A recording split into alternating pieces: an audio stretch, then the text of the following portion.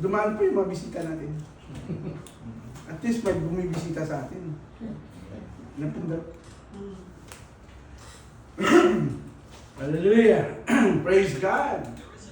Sa saya-saya. Pati mo yung katabi mo, sabihin mo, mahal na mahal ka ng Panginoon. Mahal na mahal ka ng Panginoon. Kasi mahal natin, wala natin mahal sa atin.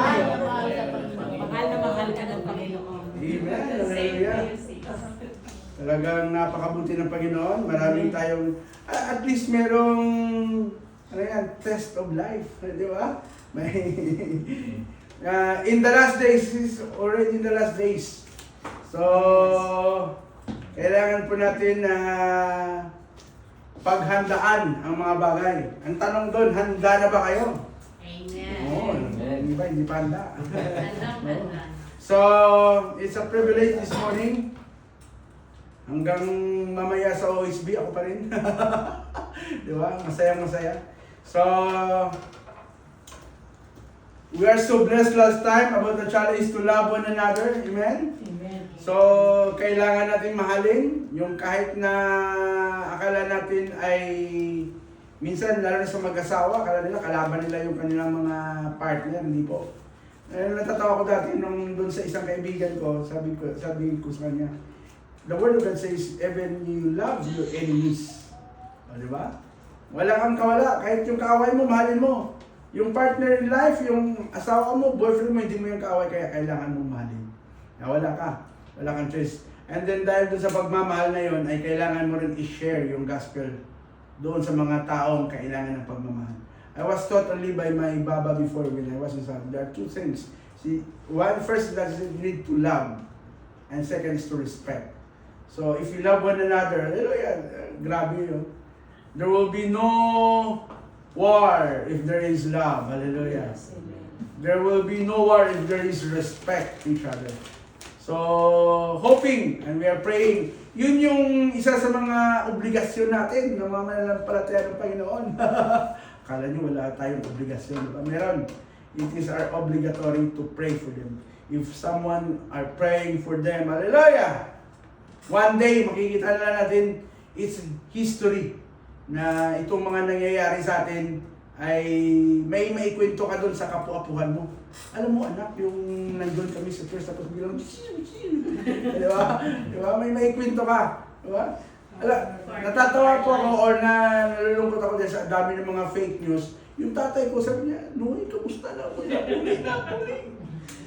Kaya sabi niya, sumabog ang ganito, pati daw yung Burj Arab, Burj Khalifa. Kaya nung nakaraan, nag-video ako doon, sabi ko, ito hindi pa po sira yung Burj Khalifa. Oo, ang dami. Sabi ng tatay ko, fake news. Huwag ka tayo manuod ng fake news. AI na lahat. But this morning, hallelujah, it's a privilege for us dahil hindi po ito fake news yung maririnig natin, this is the Word of God. Amen? So shall we stand before we begin to continue? Tayo pa rin manalangin. Hallelujah, Lord Jesus. Panginoon, sa umaga ito, Panginoon, we surrender our life to you. Hallelujah. Wala po kami magagawa, Panginoon, anuman ang nangyayari sa paligid namin. Thank you for the peace of mind. Peace of heart, Lord Jesus. Even Lord, peace for our family and loved ones that are far away from us, Lord Jesus. Ito yung dalangin namin, Panginoon, sa umagang ito, Panginoon. Amen, Lord, for the word that we're going to hear, not my word, but your word that will take rema upon our life, Lord Jesus. Salamat sa umagang ito, Panginoon. We bless every one of us, Lord, na lalabas kami dito, punong-puno na yung salita, punong-puno ng kasiglahan, Panginoon, at pagtitibayan mo yung aming pananampalataya sa iyo lamang, Panginoon. Thank you for this morning, O God. We glorify you, we exalt you, in Jesus' name. Amen. Amen. Tayo po'y makakaupo na. Hallelujah.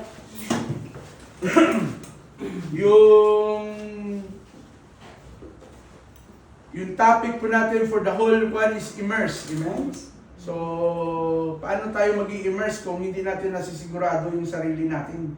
So, ngayong umaga, kagaya ng mga katanungan ng iba, sino bang gusto pumunta ng langit? Parang ayaw. Taas yung kamay, gusto pumunta ng langit. Diba?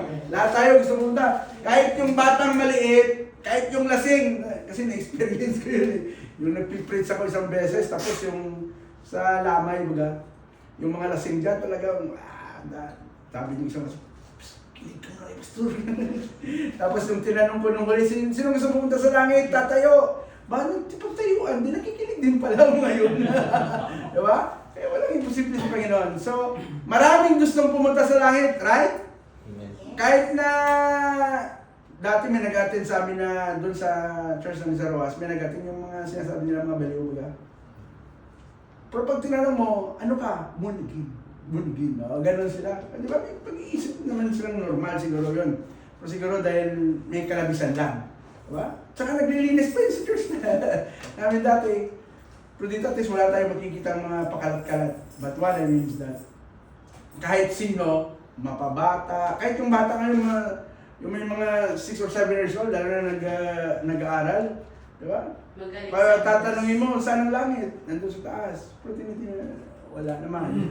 May mga kalungkalukuhan. Pero halos lahat, pag sinabi mo gusto mo punan ng langit, gusto. Pero tingnan mo, marami pong bakanting upuan, di ba? Gusto pumunta ng langit, pero ayaw magsimba. Di ba? Ang dami kang in-invite siguro. Yung friends of friends mo, ay hindi ako sisimba dyan kasi iba kayo. Iba ka yan. Di ba? Marami sa dalan. May kwan ako, may kadate ako, may boyfriend ako. Ang dami. Kaya yung iba hindi nakakasama, yung iba natutulog lang. Pero gustong pumunta ng langit. Di ba? Ang daming ganun mga tao, ang daming alibay. Siguro kung matampuhin ako, siguro matagal na ako huminto sa pagpapastor eh. Kasi sa dami nang in-invite mo, minsan sasabihan ka pa, pera-pera lang yan, pastor. Diba? Mga ganun na mga, ang daming mga linyada.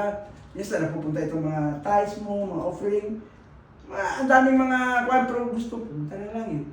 Diba? Minsan yung mga mananampalataya din sa Panginoon, gustong pumunta ng langit, ayaw mag-attend ng prayer meeting.